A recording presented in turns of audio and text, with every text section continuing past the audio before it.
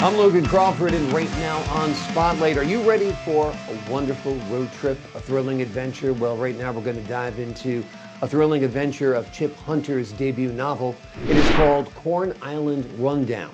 It is a captivating story that follows two college friends on a bold road trip through Central America to start a fishing business on a remote Caribbean island. Join us right now as we explore their journey filled with love, loss, and discovery, set against a backdrop of revolution. We're delighted to have this very talented author join us here today on Spotlight. We thank the team at Atticus Publishing for helping us put him in the spotlight today, and we ask viewers like you to support authors like him by subscribing to our channel and by purchasing his amazing book. The links are below this interview. Chip, great to see you here today on Spotlight. Pleasure to be here, Logan. Thanks for the invite. Wonderful to have you on the show. Loved your book. It's a thrilling adventure, no doubt, and it's based in part on your real life adventures. Tell us about that. Well, that's for sure. It's based on a trip I took when I was a very young guy. Some people have wanted me to call this a coming of age story. I think it's a little bit different than that. But in my 20s, a college buddy of mine came up with this notion that he wanted to start a fishing business. And we were both in that point of life when we weren't real sure whether we wanted to go to further education or start some sort of enterprise.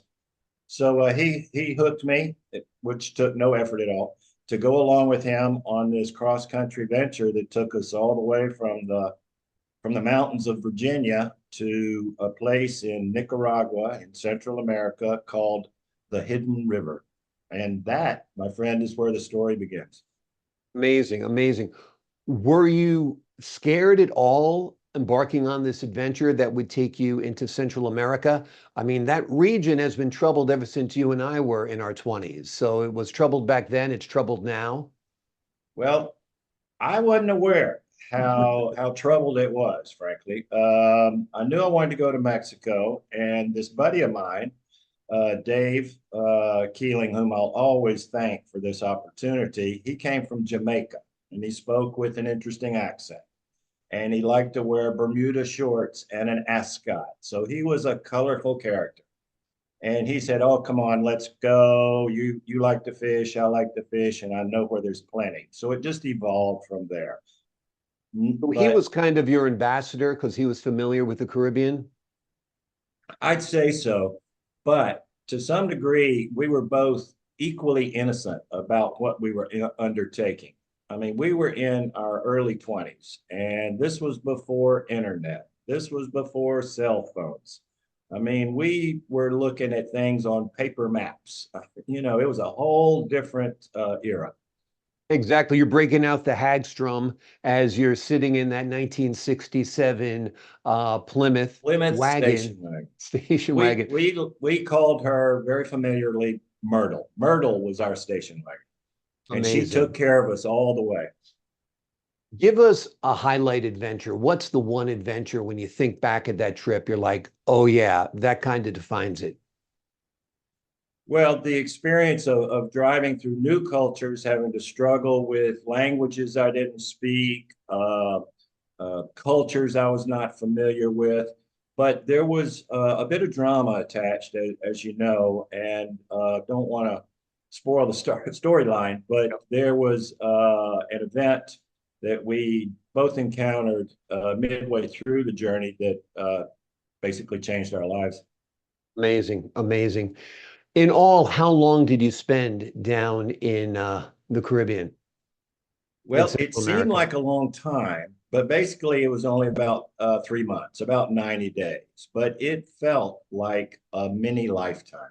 Yeah, I'm sure. I'm sure. What was it like writing this book? It must have been a great journey down memory lane for you because, you look back at your past trips, your past adventures, and you don't really focus on them that deeply until you need to write about it.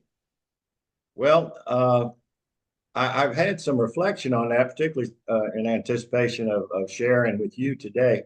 Some people, as I think I've mentioned, want me to call this a coming of age novel. It's really not. What it is, I'm finding, is the 20-year-old chip hunter speaking and communicating with the 70-year-old chip hunter. And we are having this ongoing conversation. And every day I get a sort of a new revelation about what it meant to me, how it changed my life. So yeah, I'm not sure if that was your question or not, No, but absolutely. It was my question.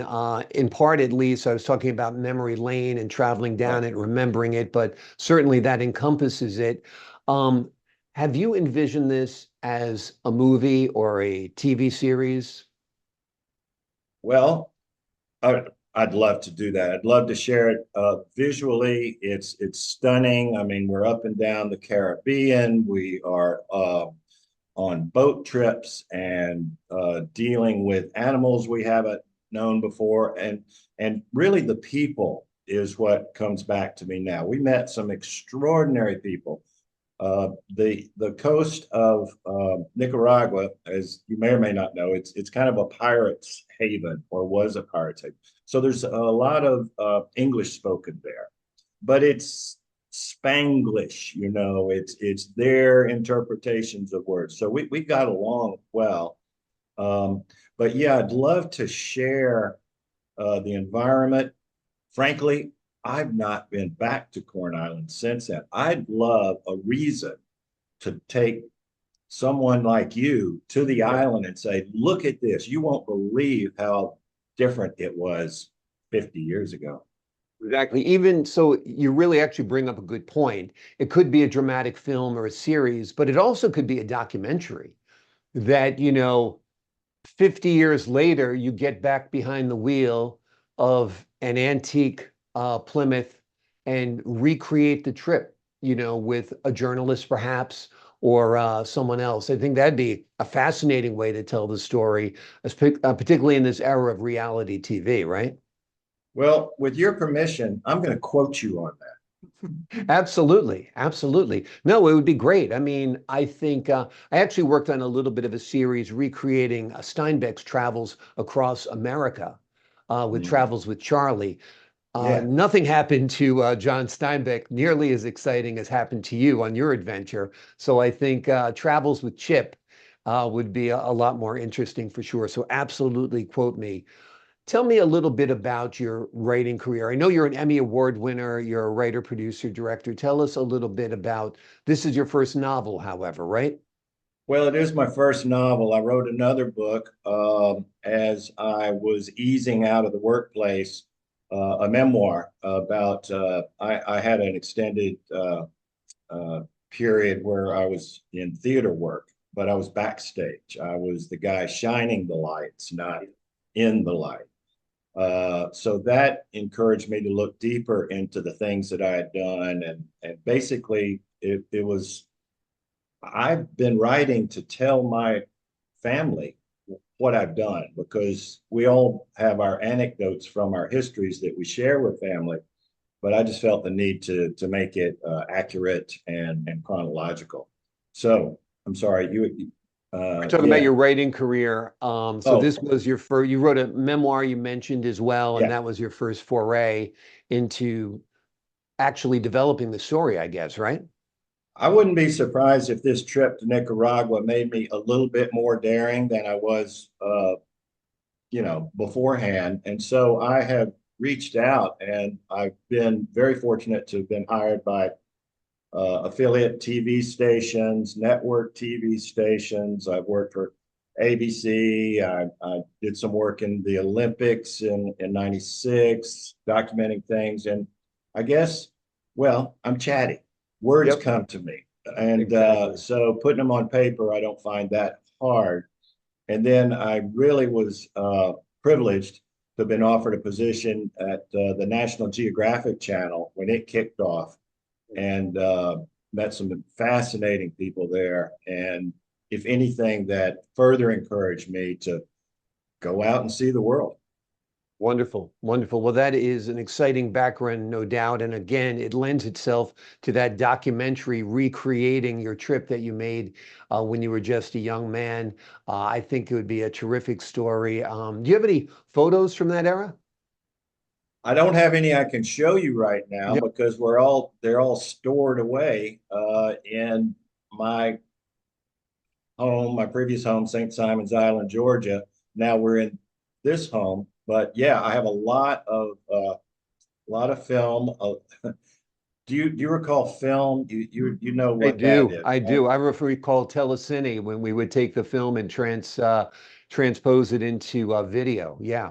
But that's Yeah. great. I was actually asking for your documentary. If you have photos, if you have film, it's going to Yep. make the documentarian's job that much easier.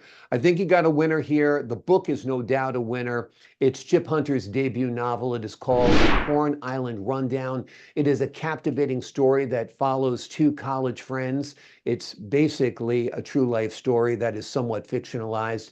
It's a bold road trip through Central America to start a fishing business on a remote Caribbean island. It is a story of love, loss, and discovery set against a backdrop of revolution.